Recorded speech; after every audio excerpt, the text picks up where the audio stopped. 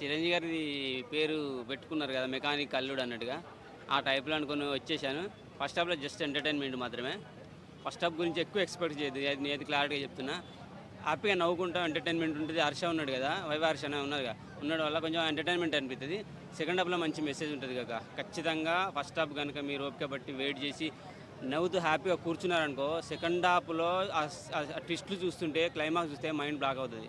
నేను ఇప్పుడే ఒక వీడియో చేయాలనుకుంటున్నా. అమ్మ నేను బతికే ఉన్నా. ఒకవేళ సచ్చినా సరే, నా తరపున ఎటువంటి ఇన్సూరెన్స్ లేవు. ఉన్నా నా ఆయనని క్లోజ్ చేసుకొని ఎళ్ళిపోతున్నా.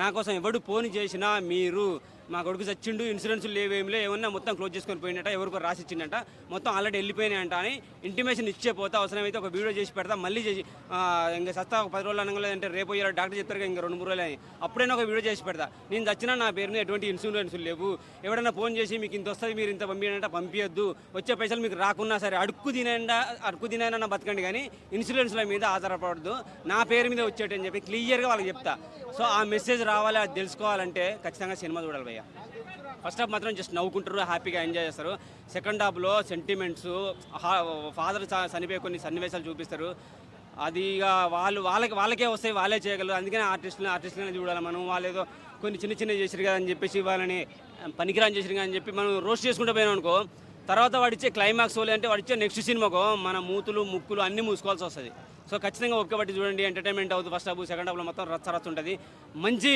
సెంటిమెంట్ ఉంది మంచి భావాలని మంచి అసలు పెద్ద ఏంటంటే మెసేజ్ చాలా పెద్ద మెసేజ్ ఉంది అనమాట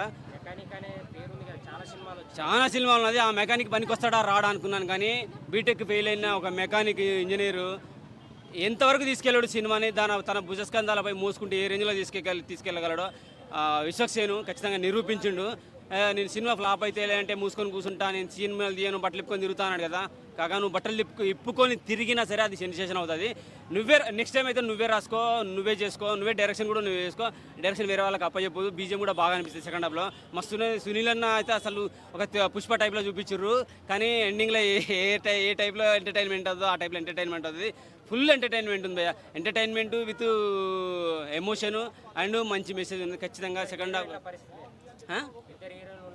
హీరోయిన్లు ఇద్దరికి బాగున్నారు అసలు మోసం చేసే ఒక హీరోయిన్ ఉంటుంది ఆమెకి హ్యాట్సప్ చెప్పాలి ఫుల్ అంటే ఫుల్గా అసలు ఫుల్ ఎంతగా ఉంటుంది మస్తు యాక్టింగ్ చేసింది అనమాట ఎక్కడ కూడా ఈమె నటిస్తుంది అనే విషయం తెలియలేదు అనమాట ఆమె చేసే మోసం తెలియకుండా చేసుకుంటూ వెళ్ళిపోయింది అంత బాగా అనిపించింది నాకైతే సెకండ్ హాఫ్ చూస్తుంటే క్లైమాక్స్ అయితే రచ్చ కాగా సూపర్గా ఉన్నది వైవా హర్షకు సెల్యూట్ కొడతాను నేను ఆయన ఉండటం వల్ల కామెడీ పరంగా చాలా పండింది నిజంగా నరేష్ గారు కూడా ఉండాలి సినిమాల్లో ఇంత చిన్న సినిమాలో ఎందుకు ఉన్నాడు అనుకున్నా కానీ ఆయన పాత్ర కూడా ఇంటర్వ్యూల తర్వాత తెలిసింది ఆయన ఎందుకు ఉండాలనేది నిజంగా ఎక్కడ దొరికితే అక్కడ చూడండి చాలా బాగా అనిపించింది మంచి మూవీ విశ్వక్సేన అయితే ఇట్టు కొట్టింది భయ్య